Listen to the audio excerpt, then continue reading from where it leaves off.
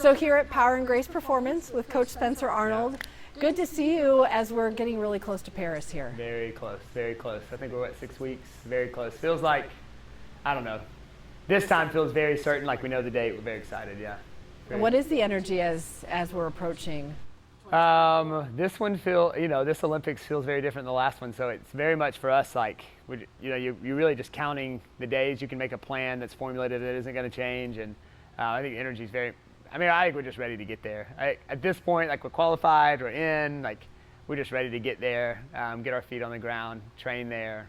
Training's going really well. So we're not really we're just sort of like, can we just keep the ship right where it is and get there, because everything's going really well.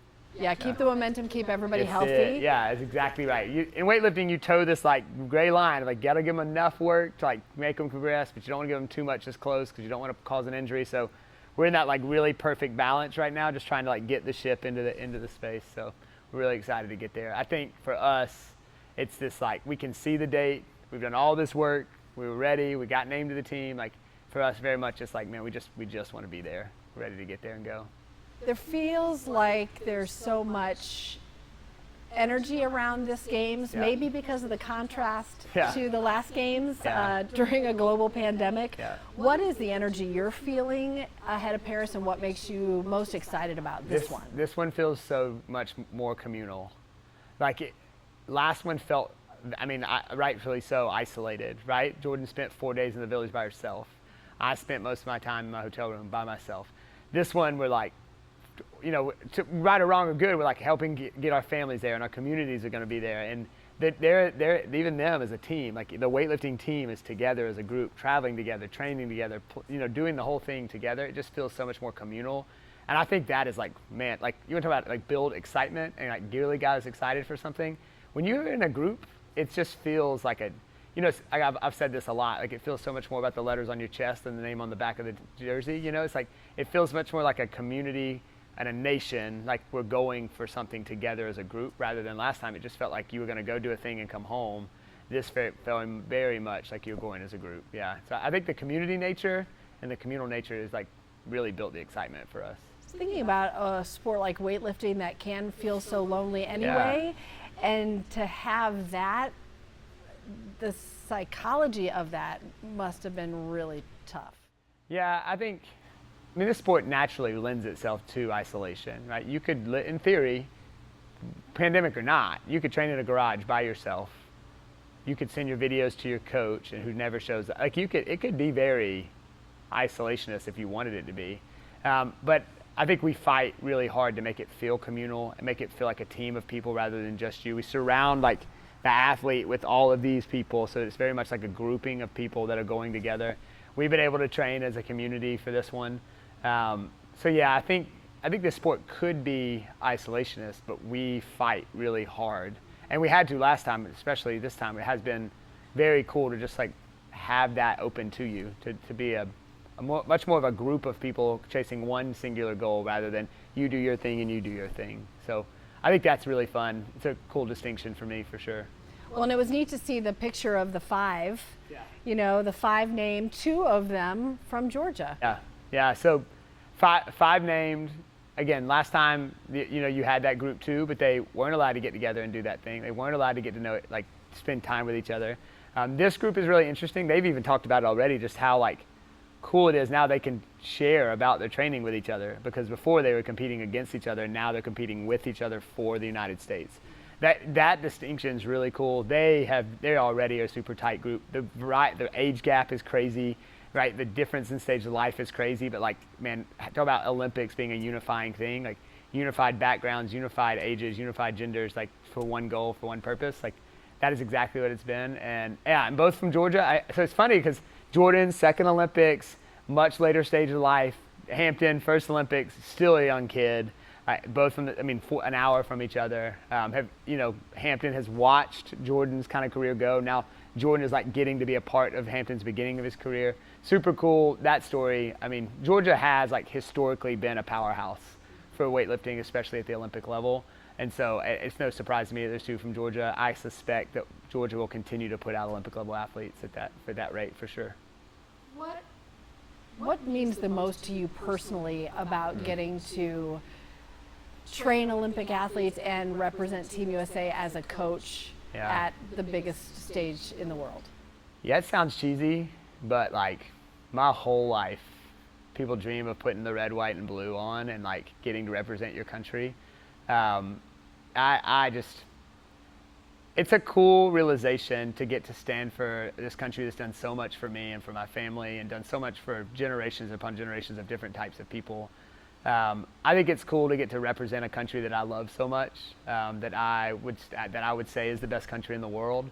I think for me, what makes it so unique this time is that you really do feel like you have the whole country with you.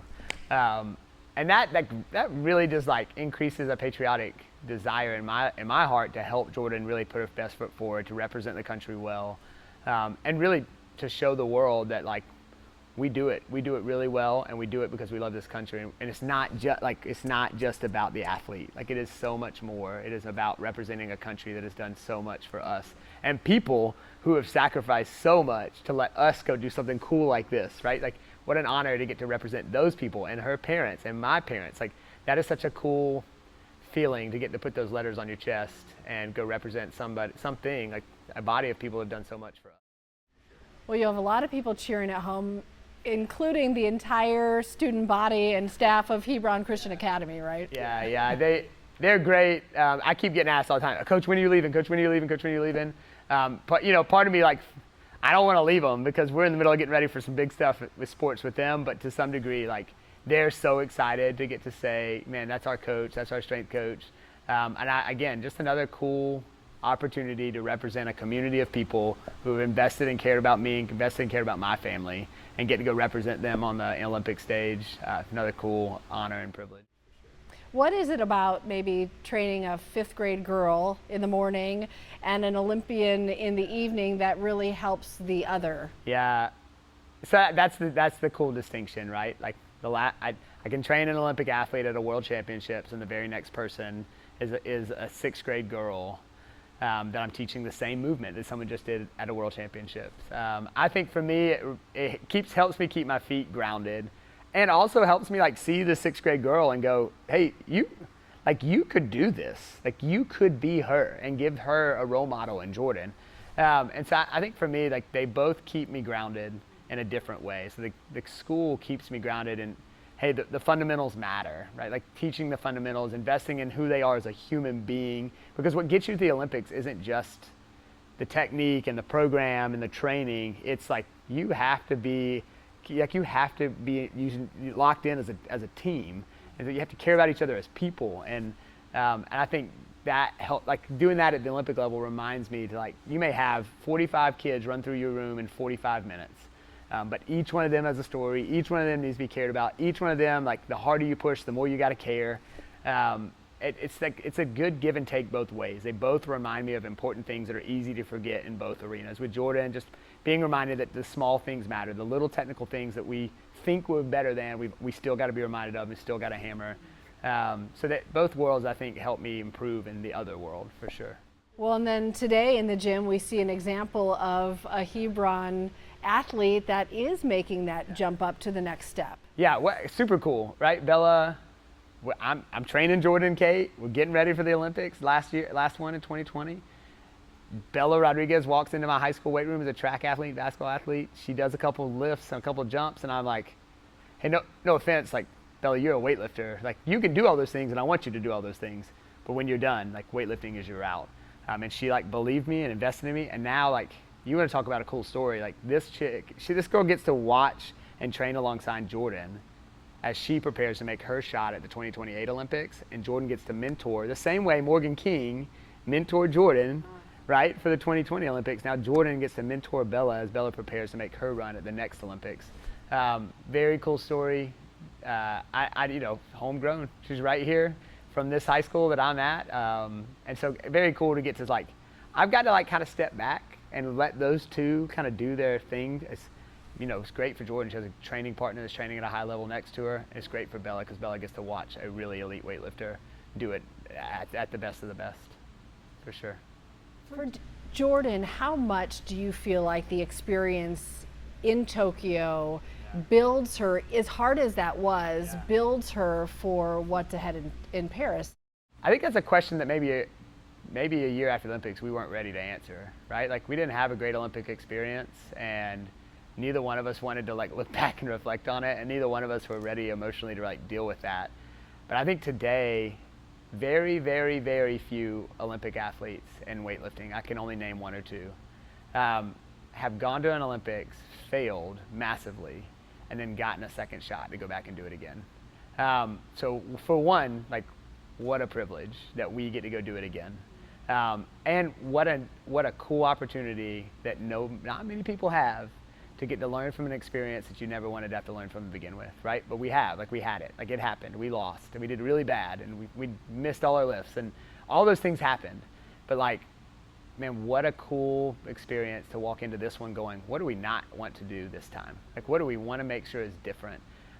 Why are our goals last time not right and appropriate, and how do we make sure our goals are right and appropriate this time? How do we make sure that we care about the community and not just our performance? Like, those types of questions we weren't even thinking to ask last time. And they showed up, right? Because we weren't prepared in those regards. I think this time our outlook's a little different. What we appreciate about the sport's a little different. Our relationship's very different. And so I think we have an opportunity and a privilege that nobody else has that we're going against. Having had been there, had the worst day of our lives, and now learned from it, right? Like, it's a waste if you don't learn from it. We learned from it. We are learning from it. And I don't think it's scary to us. And I don't think it's something we look back on with regret or like, gosh, don't think about it. Like, don't put that in your mind, you know? I think it's very much something we look at and be like, okay, like, how do we learn from this and how do we move forward? Not in fear of that same performance, but more so with much more wisdom having had that performance in ourselves, you know?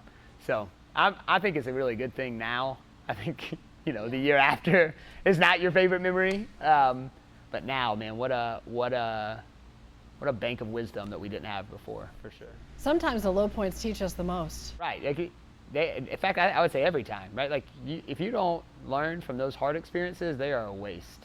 And it is really hard to not learn from a bad experience. Like, it's really, really hard because you don't want to repeat it. So you want to learn how to not repeat it. And so we're, I think, in many ways, more equipped now than we've ever been because of that experience, much more, rather than like afraid to repeat it, you know? And then to soak in all the good things and the joy around having this other experience that will be so different in every way. Yeah. Fans in the stands, family there, taking the experience from last time and building on it. All those things kind of come together in this moment. Yeah, I think for us, we've said it. It's funny because like one of our cool like shared experiences when we get to the Olympic Games, I make sure that program that we're writing, that you know starts on week 1 and ends on week 15 or whatever it is, it's titled like and I've always titled them Jordan this, Jordan this, Jordan this. This one she gets the title, and so the Olympic program she gets to write the title of on the spreadsheet. And so before the 2020, it was like you know the Olympic Games, woo, X place, X place, X point. This one said, you know, 2024. A communal Olympic experience or something about Olympic experience. And so I think what we're united in that I'm excited about is like we're not chasing anything other than an opportunity to represent the country well and experience the Olympic movement as a community of people that's not just about us, where we're not the center stage of the whole thing, but it is a group of a country united together to unite with other countries about this thing that sport does, that like removes all of this nastiness and just lets people be together and compete against each other and it's a level playing field. I think that we're just chasing and really excited about an experience that we get to share with our friends, share with our families, share with other teammates, share with other countries in many ways that we didn't get to do last time. So I think both of us are less chasing the podium appearance or the medal or the total or whatever and much more chasing an experience where we feel like we represent our country, our community well, and get to interact with a community of people that only come together once every 4 years. How have you seen Jordan grow the most in the last couple of years, both as an athlete and just she's older, you know, life's been lifing for a few years. Yeah, obviously maturity comes with years. She completed a degree while training. She went through the last Olympic experience, came out of that slump, got training again, decided if she was going to make a run, then made the run, and then, had a little struggle at the end of that. So it's like we've had lots of ups and downs, lots of learning experiences. I think she's a far more mature adult than I could have ever imagined. You just don't think about that when you start with a kid at 19 or 20. You don't think about, man, you're an 18-year-old. You don't imagine.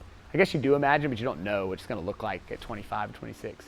And I think for her, it is definitely apparent when an athlete gets to that level that you get to kind of be alongside an athlete who is very, very smart, very, very wise, could do this thing really well without you, and has chosen to do it with you. I think I get a little like emotional thinking about that because she's so good at this, because she's done it for so long at such a high level that she legitimately could do it by herself, I think. But she has chosen a team of people around her and made it a cool experience for all of us to get to do together. That could not be said of her 4 years ago. And so this time it's much more like a family that's getting to go to this cool event together because we all invested in this like decade of work. And so I think that's what's most different, is that she is so good at what she does from a training perspective and a life perspective and a balance perspective and a mental health perspective. She's so refined. And yet she has chosen to do it with a community of people that she really loves and cares for. So I think that's what's different for sure.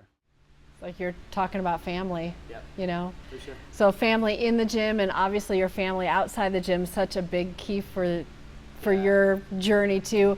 How much does it mean that your kids and your wife will get to be there for this Olympic experience right alongside you? Yeah, I mean, last time obviously no shot, right? Like they weren't going, nobody was going. Even if they were little girls, we only had 2 kids, not 3.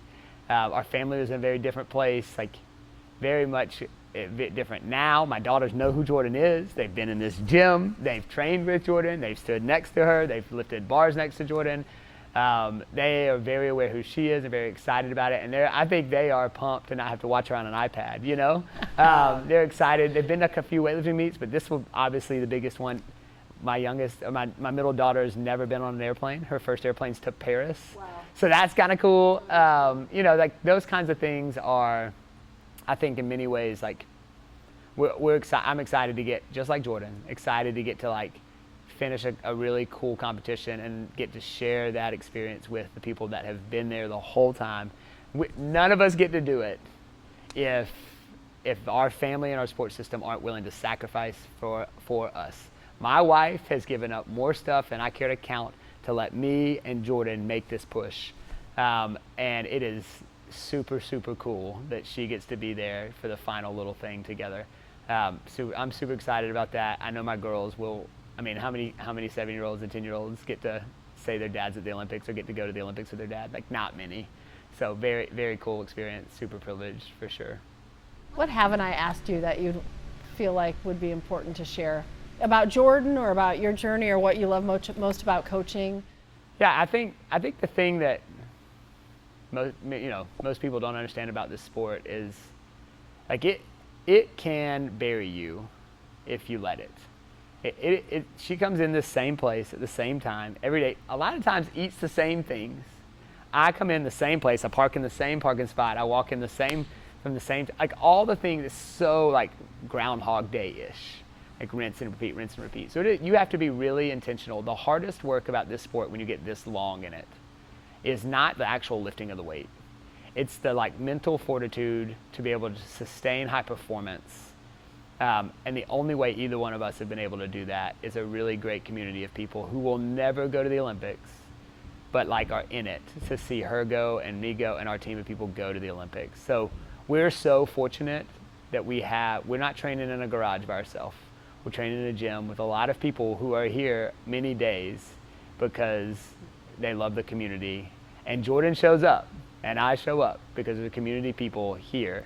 And so I think what people miss in a sport that can be very monotonous and self-centered is the best do it because they have a group of people around them that are sacrificing something for them to get to do that dream. We are so power and grace, and the people and the team around us, the coaches, the athletes, so much of this Olympics is their Olympics as much as it is ours, for sure. When you're off to the side and you're watching Jordan or any of your athletes, when you're off to the side, you're watching Jordan like out there performing, what are you feeling? I think it depends a lot on the experience, right? Is this, in certain ones where she's walking up to a weight that could win a medal, or is a weight that we've practiced a lot and is a new weight for her that she's never done. It just depends, but mostly, I think by the time we get to that point, I think most of the emotions are just excitement and pride for her. All the anxiety and the stress happens in the gym, I think. But once you get to that point, there's not much you're going to be able to do anyway. And for the most part, like, she's ready. And in many ways, I just get to, like, I feel really honored to get to, like, walk her to the stage and then, like, watch her do her thing. It's like having the front row seat to the best show. And so in many ways, it's just like I love watching her go do it, because I got to see all the work that led to that moment when she walked up that ramp and put her hands on that bar. And so in many ways, it's just like an excitement and a pride, because she is such a good competitor. She is such a good human, that, like, the world needs to see her do what she does. She would probably say 1,000 things different, right? Like, I don't want people to see me, or that kind of thing. But, like, man, I want the world to see her. And I want the world to see that she does a lot of really tough things that a lot of people will never see. And what you see on that stage is the fruit of a girl who has given up so much, who's worked so hard. And so for me, getting to stand there is a lot of, like, yeah, you go. It's like your turn. Good job. Like, in many ways, like just that, like, I am excited to get to do this journey alongside her. And in that moment, it's cool to watch her show off. So I just, it's like a front row seat to watch a kid do a journey that I don't think either one of us ever dreamed would look like this. That's awesome. Thank you so much. It's always so fun to talk to you. Appreciate Thanks it. for the time. Yep. I'm excited to see you there. Just ready to get there.